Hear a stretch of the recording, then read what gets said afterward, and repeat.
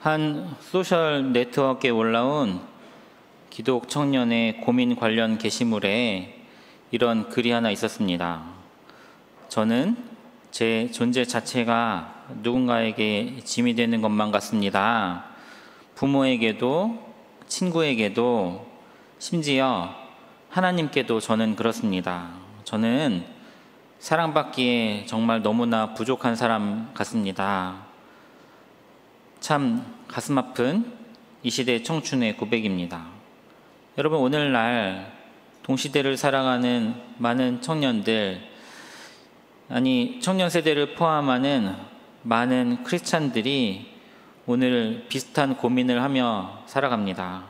겉으로는 아무렇지 않은 듯이 가리고 감추려고 애를 쓰고 있어도 속으로는 끊임없는 같은 질문들로 스스로에게 던지기를 반복을 합니다. 나는 과연 사랑받을 만한 존재인가? 하나님께서 나를 사랑하신다고 하긴 하는데 그게 정말일까? 하나님이 주신다는 그 사랑이라는 것이 변하지 않는다는 것을 어떻게 확신하는가? 여러분은 어떻게 생각하십니까? 솔직히 말해서 우리가 이 땅에서 인생을 살아가다 보면 스스로가 생각할 때 참 사랑받을 만한 자격이 없다라고 여겨질 때가 너무나 많습니다.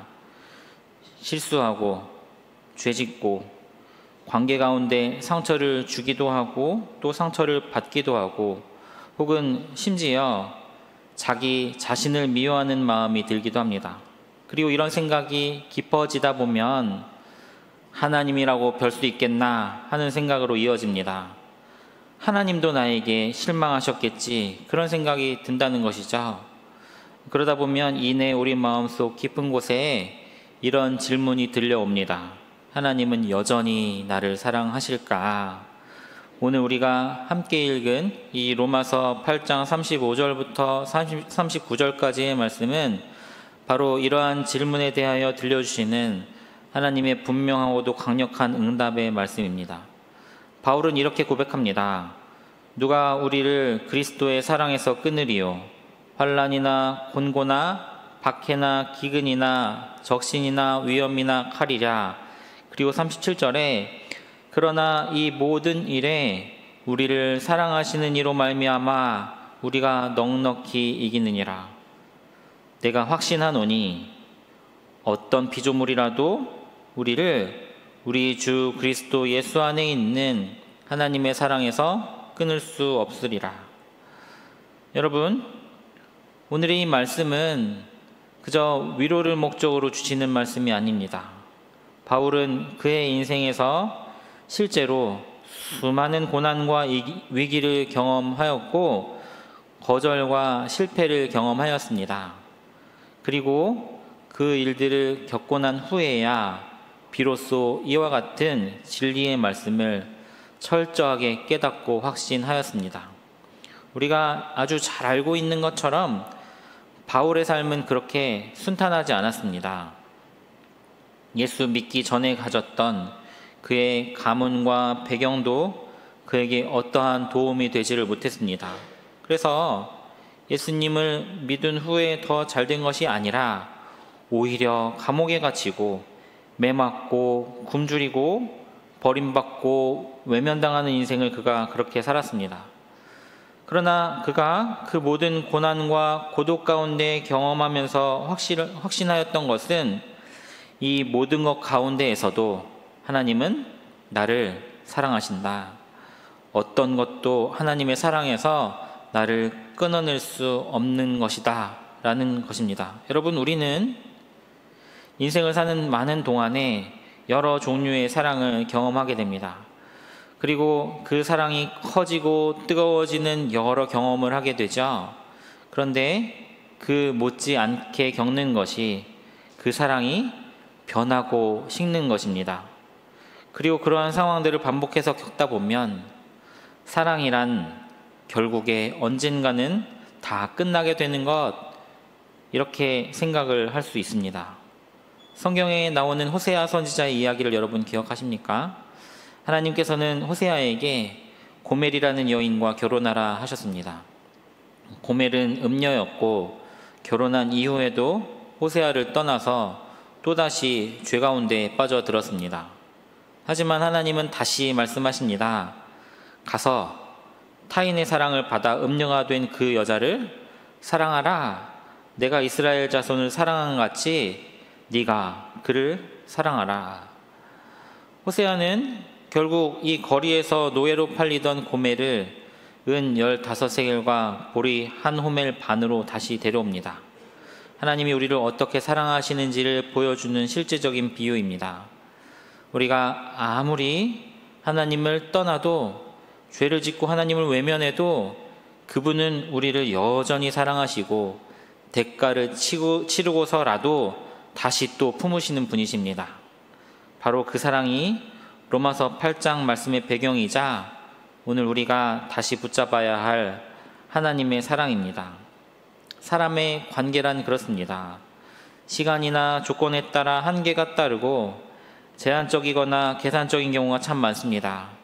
그러나 처음에는 서로 전부 같았던 그 관계들도 많은 경우에 시간이 흐를수록 실망하게도 되고 멀어지게도 되고 결국은 서로를 놓치게 되기도 합니다. 그래서 우리는 점점 조건 없는 사랑이나 변하지 않는 사랑이란 이 세상에 없구나 라고 확신을 갖게 되지요. 그러나 이에 대하여 성경은 분명하게 이야기를 합니다. 하나님의 사랑은 인간의 사랑과는 차원적으로 다른 것이다. 그분의 사랑은 절대 끊어지지 않는 사랑이다. 오늘 본문에서 바울은 10가지가 넘는 사랑을 끊을 수 있는 가능성들에 대해서 나열하고 있습니다. 환난, 곤고, 박해, 기근, 적신, 즉 헐벗음, 위험, 칼, 그리고 죽음과 생명, 천사와 권세자들, 현재와 장래, 높음과 깊음, 어떤 피조물까지 언급합니다. 이 모든 것을 나열한 이유는 단 하나죠. 이 세상에 하나님의 사랑을 끊을 수 있는 것은 아무것도 없다. 하나님께서 우리를 사랑하시는 이유는 우리가 착해서도 잘나서도 그 외에 어떠한 특별한 조건적 기준을 우리가 소유하고 있기 때문도 아닙니다. 그저 하나님께서 우리를 먼저 사랑하시기로 선택하셨기 때문입니다. 로마서 5장 8절은 이렇게 말합니다. 우리가 아직 죄인 되었을 때에 그리스도께서 우리를 위하여 죽으심으로 하나님께서 우리에 대한 자기의 사랑을 확증하셨느니라. 여러분, 우리가 하나님 앞에 잘했을 때가 아니라 가장 망가졌을 때, 가장 죄인 되었을 때에 하나님은 우리를 위하여 자신의 아들을 십자가에 내어 주셨습니다. 그게 바로 우리가 사랑받고 있다는 가장 확실한 증거입니다. 혹시 우리 가운데 나는 너무 부족해서 하나님이 나를 사랑하시지 않을 거야 라고 생각하는 분이 만약에 있다면 여러분, 그것은 사단의 속임수입니다. 사탄은 끊임없이 우리 귀에 속삭입니다. 너는 가치 없는 존재야. 하나님이 너를 사랑하실 리가 없다. 그러나 여러분, 진리는 이렇습니다. 우리는 사랑받기 위하여 태어난 존재이고 지금도 사랑받고 있다. 여러분, 하나님의 사랑은 감정이 아닙니다. 십자가는 하나님의 사랑의 감정이 아니라 선언이라는 사실을 보여주는 것입니다. 십자가에서 예수님이 다 이루었다 라고 말씀하셨을 때 그 사랑은 영원히 확정된 것입니다. 그러므로 우리는 우리의 기분이 아니라 하나님의 약속에 기반하여 우리의 정체성을 다시 붙들어야 합니다. 나는 사랑받기 위하여 태어난 존재이다. 나는 하나님의 자녀이고 그 사랑은 결코 변하지 않는다 하는 것이 그것입니다. 그렇다면 이 사랑을 붙든 우리는 어떻게 살아가야 할까요? 첫째로, 더 이상 조건적인 사랑에 매여서는 안 됩니다.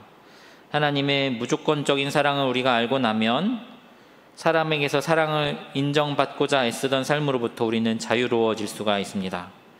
하나님이 나를 사랑하신다는 그 사실이 우리의 내면에 깊이 뿌리 내려지면 거절당해도 비교당해도 결코 흔들리지 않습니다. 둘째로 스스로를 사랑하게 됩니다. 하나님이 사랑하시는 존재를 내가 미워할 이유가 없습니다. 자신을 무가치하게 여기는 것은 하나님의 사랑을 무시하는 것입니다. 나 자신을 바라볼 때마다 나는 하나님께서 사랑하시는 자녀다 라고 고백하시기 바랍니다. 그리고 셋째로 다른 사람을 사랑할 수 있게 됩니다. 사랑을 받아본 사람이 사랑을 줄 수 있는 법입니다. 하나님의 사랑을 경험한 사람은 그 사랑을 나의 이웃에게 흘려보낼 수가 있습니다. 우리는 진짜 사랑, 참된 사랑이 부족한 이 시대를 살아가고 있습니다. 그러나 우리를 통하여 세상 속에서 비로소 하나님의 사랑이 전달될 수가 있는 것입니다. 사랑하는 여러분, 우리는 그저 살아남기 위하여 태어난 것이 아니라 사랑받기 위하여 태어난 존재입니다. 하나님은 여러분이 어떠한 상태에 있든지 조건 없이 끝까지 지금도 사랑하십니다. 그러니 오늘 이 예배를 마치면서 다시 한번 여러분 자신의 이름을 마음속 깊이 떠올려 보시기 바랍니다. 그리고 이렇게 고백하고 선포했으면 좋겠습니다. 나는 사랑받기 위해 태어난 존재입니다. 그 어떤 것도 하나님의 사랑에서 나를 끊을 수 없습니다. 그 사랑이 내 삶의 능력입니다. 하나님의 사랑은 이론이 아닙니다. 그 사랑은 지금도 여러분의 삶을 향하여 달려오고 있습니다. 사랑하는 여러분, 오늘 이 자리에 있는 우리 모두는 하나님의 사랑받는 자녀입니다. 이 사랑은 실패해도 끊어지지 않고 흔들려도 떠나지 않습니다. 죄를 짓는다고 줄어들지 않고 더 잘한다고 늘어나지도 않습니다. 그저 하나님은 우리를 있는 그대로 사랑하시는 분이십니다. 그리고 그 사랑은 단지 존재에 대한 사랑일 뿐 아니라 지금 이 순간을 살아가는 여러분의 인생 전체에 대한 사랑입니다. 지금 여러분이 어디에 있든지 어떤 고민을 하든지 어떤 상처를 품고 있든지 하나님은 말씀하십니다. 나는 너를 포기하지 않았다. 나는 너를 사랑하기로 작정하였다. 내 사랑에서 너를 끊을 수 있는 것은 아무것도 없다. 그러니 이제 우리는 세상이 말하는 기준으로 나를 판단하기보다 사람들의 인정과 비교에 나를 맡기기보다 하나님의 사랑 안에서 나의 정체성을 새롭게 붙들어야 하겠습니다. 한 아이가 엄마에게 손글씨로 쪽지를 건넸습니다. 유명한 이야기죠. 오늘 침대 정리했어요 500원, 쓰레기 버렸어요 300원, 심부름 갔다 왔어요 400원, 총합 1200원 주세요. 엄마가 그 쪽지를 받고 뒷면에 이렇게 써서 아이에게 돌려주었습니다. 너 뱃속에 있었을 때 입덧하며 힘들었던 시간 영원, 밤새 울던 너를 달래며 잠 못 잔 날들 영원, 내 첫 걸음마를 보며 울던 날 영원, 너를 위해 기도한 시간들 전부 영원. 사랑은 값을 매길 수 없는 거란다. 하나님의 사랑을 보여주는 거울과도 같은 이야기입니다. 하나님의 사랑은 우리가 한 행동에 따라 평가받는 거래가 아니라 이미 주어진 선언인 동시에 거부할 수 없는 은혜입니다. 그러므로 오늘 우리는 그 사랑을 붙들고 이렇게 고백하며 살아가야 합니다. 나는 사랑받기 위해 태어난 존재입니다. 나는 하나님의 자녀입니다. 나는 결코 버려지고 방치된 존재가 아닙니다. 여러분, 하나님은 절대로 여러분을 포기하지 않으십니다. 그러니 여러분도 스스로를 포기하지 마시기 바랍니다. 바로 오늘 이 시간 주님의 사랑 앞에 잠잠히 서서 우리의 마음을 다시 열어드립시다. 그리고 그 사랑을 다시 받아들이며 그 사랑 안에 머무는 삶을 선택하시는 우리 든든한 청년들의 인생이 되기를 간절히 소망합니다. 기도하겠습니다. 연약하고 흔들리는 저희 마음 가운데 변치 않는 주께서 사랑으로 찾아오시니 하나님 감사합니다. 때때로 저희는 스스로 사랑받을 자격이 없다고 느낍니다. 실수하고 죄짓고 사람들 앞에서도 주님 앞에서도 부끄러운 모습 때문에 주님의 사랑에서조차 멀어진 것처럼 느낄 때가 참 많습니다. 하지만 오늘 말씀을 통하여 깨닫습니다. 주님은 우리의 조건이나 상태와 상관없이 끝까지 사랑하시는 분이심을 믿습니다.